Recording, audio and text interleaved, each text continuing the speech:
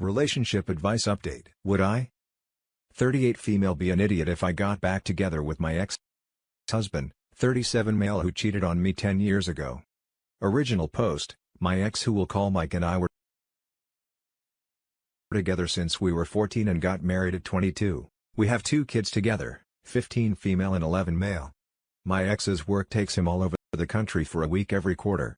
In one of those trips, he hooked up with one of his co-workers. I never thought he could do something like that because our relationship was really solid. He confessed immediately after he got home. I actually would have never found out if he didn't. He begged me for forgiveness, said that he still loved me and it was a lapse in judgment, but said he would understand if I wanted a divorce, which is what eventually happened. It was very amicable and he actually gave me more than I expected: house child support, alimony. It was a slow process, but over the years, we became friends again and have a good co-parenting dynamic. Mike's a great father and the kids still love him. I got married 3 years after, and he was actually very supportive. I divorced my second husband 2 years ago because he changed his mind on kids. I want one last baby since the lockdown. Mike has been over frequently. At this point, our relationship is so good, we don't need to enforce any of the set visits and such. Well, things have been getting hot between us for the last few months and we started having intercourse. I'm a woman with needs to end. To be very honest with you guys, he's still the best guy I've been with after all these years. It's like our bodies were made for each other. He always joked that we were like prom Pippin and Jordan in bed, and when he said that again, it felt like we were back 10 years ago and we were still together. It was supposed to be just physical, but here we are just a few hours ago. He brought up the idea of us getting back together.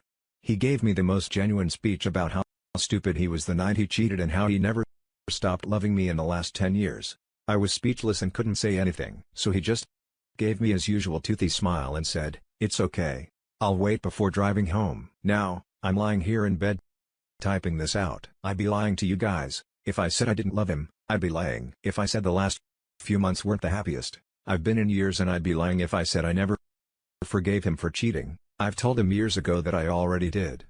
If I had to decide right now, I'd jump out of bed and drive to his house and bring him home. It's taking all my willpower not to do so. I love him. However, I also want to think with my brain here. Pros of taking him back. He's a great dad and the kids would have him around more. He's a great provider. He says he still wants kids. I still love him. Cons I don't know yet, but maybe some of you can help me with that. Any advice on how I should proceed? Now for the top advice before reading the update. He made a big mistake and has spent 10 years paying for it. The main question you need to ask yourself is whether or not that's enough. You are the only one who can answer that. It sounds like you trust him not to cheat again and that you want him back in you and your kids' lives. So can you put it behind you and move forward and not have his affair be a constant dark cloud hanging over the relationship? That's not something you should answer late at night in the middle of a rush of emotions. It's something you need to have an honest and open discussion with him about, not trying to spare his feelings or be a nice person, but based on what you feel deep in your gut. It would probably best to have the discussion in a marriage counselor's office and have a professional help. Both of you walk through your feelings in the situation. Usually I'm hard against cheaters. This guy gets an exception. 1. He admitted to you. That speaks volumes to the type of man he is. He loves you that much that even if it hurt you at the time, he still was going to be honest. 2. As a man, when we want one woman and we put it all on the line like that, chances are we're ready to settle with her. From this guy said he'd wait. That stuff was like stuff you only see on the movies. That's love. Shout out to that man. What do you think would be best for your children and for you? If you ask me right now, taking him back. Quite frankly, I have half a mind to just drive to his place right now in the middle of the night to get him. Definitely don't do that. That's very impulsive and potentially reckless. You really have to put your family first. If you really want to pursue this, you should really take it slow. Like this guy just told you that speech hours ago. Rushing things with him or anyone isn't a good idea.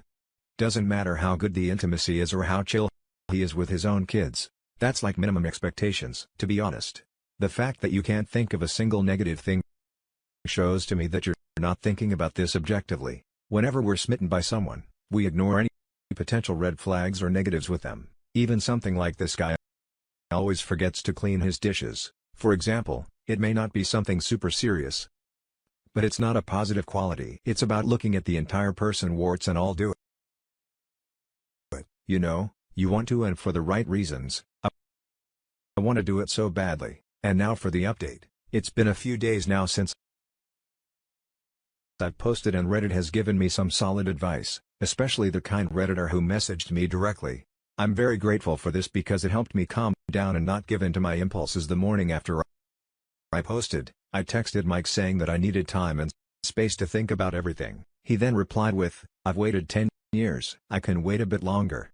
My heart melted when the kids woke up. Our son was looking for his dad. He's at the age now where he pretty much idolized his dad. I get why though. Mike is an amazing dad. Our daughter gave me the stink eye morning after lunch when our son was in his room playing video games. My daughter confronted me about Mike. She basically said how she knew there was something going on. Guess we're not that sneaky, and that she didn't want our fighting to affect their lives. She thought we were fighting. Now, the divorce affected her, but not as badly as expected. We made sure to get her counseling immediately after and made extra sure her life was as normal as possible. I'm not going to delude myself and think she wasn't hurt by it, but I'm pretty confident in saying we dealt with it pretty well, or as well as we could. I then had the conversation about how we weren't fighting, but quite the opposite. We were thinking about getting back together. She thought about it for a while and said she was happy for us and hoped it was forever. This time the next day I dropped my kids off at my parents' house so I could talk to Mike at his place. We had a long talk about how we felt about each other, what we plan to do about it going forward, and as many of you suggested what he planned to do next time, we hit a rough patch, especially since we plan on having a third kid. He told me that the night he cheated still haunted him. 10 years later, he told me how it wasn't worth it one bit, and how it was the biggest mistake of his life. He said that if ever we hit a rough patch again, we would talk about it like adults. He even suggested we do couples counseling every now and then, even when times are good. I like this idea. There are some details about our conversation that I want to keep private, but long story short, we got back together. We are going to take it slow, and in every step we take, we both agreed that our children would take priority over everything. He's not going to move in yet, but he would spend a few nights a week at home with us. Later that night, we sat the kids down and broke the news. Daughter didn't say much because she already knew, but our son was over the moon since we divorced when he was a baby. The concept of both his parents being together was quite new to him. They obviously asked questions, and we answered them. We're also planning on doing family counseling to help make the transition easier for everybody. Overall, I'm really happy right now. Mike made a mistake 10 years ago, but I don't hold it against him and have completely forgiven him for it. I know he loves me now and won't cheat on me anymore. I'm back together now with the love of my life and father of my kids, and I couldn't be happier as I type this out. Mike is in the next room playing video games with our son. I'm not entirely sure what the future will look like, but I'm happy he's back. Thank you, Reddit, for the advice. It really helped with our talk and how we proceed going forward. I think I'll stay online for an hour or so to reply till the kids are asleep and he comes to bed. Then it's my turn to a fun piece. Now for some top comments. Wishing you the best. Also admire the grown-up way you and your ex-20 are handling this situation. Thanks. And yeah, it's easy when you're both on the same page, especially when it comes to putting the kids first above all. I think this comment will be buried, but I was the daughter in almost this exact situation. My parents split when I was 8 and got back together when I was 18 after my mom cheated. My dad never stopped loving her, and they remained friends and co-parented brilliantly the whole 10 years they've now been back together, for almost as long as they were separated, and I've never seen them as happy as they are currently. They've put a lot of work into it and are still working on it, but the big difference is they communicate properly and neither of them take each other for granted. We've had a very difficult quarantine and I've had to move back in with them, but getting to see their relationship up close has reminded me how lucky I am and how much I appreciate them. I wish you and your family the best of luck, and I am so proud of you for being able to move forward and forgive. Your story has reminded me how lucky I am, and I am so excited for your children to get to experience what I did. I guess everyone is different. My parents split when I was 7 because my dad cheated. They got back together when I was 11, re-engaged by 12, and he was booted again when I was 13 for cheating. Great update. I hope everything works out. I also love The fact that not once did you concern yourself with what your friends or family would think. You only cared about the people whose opinions actually mattered. Yeah, the only opinions that matter are mine and the kids. I'm not entirely sure how my parents or anyone else would feel about this, but they don't really know Mike like I do. Sounds like a typical dumb girl response. I know he now for the next story update. My fiancé's sister, 28 female, told me she's in love with me. 27 male, and my fiancé, 28 female, is just settling for me. Original post. My fiancé, Nancy, and I are getting married in December. We've been going through a small rough patch since late June. I felt like everything was okay, but we were just out of sync. We've been together for 2 years and this has happened before and we just come out of it. Usually I have a very good relationship with my fiancé's twin sister, Peggy. We hung out a lot before she introduced me to her sister, so I've known her longer and she's one of my best friends and is probably the person that knows me the best other than my family and Nancy. She and her sister also have a great relationship. No resentment, no anger towards each other, just sisterly love. Saturday, I received a string of messages from Peggy that were telling me to not marry Nancy. She told me she didn't love me like she should, and if we got married we'd be in a loveless ex-less marriage. I told her I didn't believe her. She sent me screenshots of messages between her and Nancy. I wish I hadn't read them. She said that I wasn't the love of her life, that I wasn't her soulmate, that I was just a good option and would be a good provider and great dad to our kids, that I was a nice guy that any girl would be lucky to have. But he's not the one for me. I asked Peggy why she told me all of this, and she said she's my best friend and she loves me. She said she's wanted me forever but couldn't come between me and her sister like that.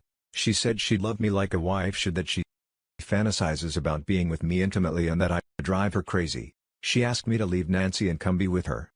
I'm so confused. I don't know what to do about anything. I feel like my life had been turned completely upside down. I don't know where to go from here. Now, for the top advice before the update. If you believe that your fiancé might feel this way, that she wasn't just venting dramatically, or that Peggy is nuts enough to fake the messages, then it's a red flag big enough to block the wedding aisle. However, you still owe it to your fiancé to discuss what's going on before ending things, so at least you know what's going on. Maybe her story is totally different, and most importantly, don't get into a relationship with Peggy without a year or two to cool down away from all of them and maybe find someone better for you who's not part of this messy family dynamic. You realize she could have faked the messages. It's not hard to change your name on a phone. Yeah, OP needs to confront his fiancé about this and see what her reaction is. Are you sure you're not just being tested by them? That would be pretty messed up. I know. But have you considered this? If it is a test, that'd be a red flag for me and I'd be out. Relationship tests are emotionally horrible. Now, for the update. I didn't intend for my last post to get as much attention as it did. Some people have been messaging for an update, so I guess I'll oblige. So it turns out the texts were faked, as most people suspected before. I spoke to my fiancée, Nancy. I was going to let her sister Peggy know that I was going to tell Nancy everything she had informed me of. Peggy then said that I shouldn't do that, that I should just pack and leave, that I shouldn't give her the satisfaction of knowing how much she hurt me. This made me very suspicious, and I told Peggy I was still going to tell Nancy. Peggy then begged me over the phone to not tell Nancy and to just come be with her. I asked her why she didn't want me to tell. She eventually admitted that the texts were fake. I was genuinely shocked that Peggy could do such a thing. She was willing to blow up my relationship and make me look like I was the bad guy. I told her she was crazy and I for sure was telling Nancy all of this. She cried for me not to and began bargaining. I really don't want to be the one that has to destroy the relationship between two sisters, so I heard her out. Peggy said that if I didn't tell her, that she'd leave me alone and wouldn't bother me or Nancy like this ever again. I told her I thought Nancy should know. I said that if I don't tell Nancy, then she needs to be the one to do it. Peggy tried to get out of it, but I held to my demands. She begrudgingly agreed. She has till the end of the month to confess. I'm going to do my best to help Nancy repair their relationship because they've been together since the womb and I don't want them to hate each other if they don't have to. Thanks for all you all's advice. Now, for the closing comments, wait until Peggy shows Nancy the text she faked from you 100%. Tell Nancy, now please. If not, this is about to be even more tangled and messy than before. A month to confess. WTF, that is ridiculous. You need to tell your fiancé now, before Peggy invents a new scheme. Yes, you cannot let her be the one to tell your fiancé. She will screw you over and make it your fault. Look what she's capable of doing. Tell your fiancé immediately.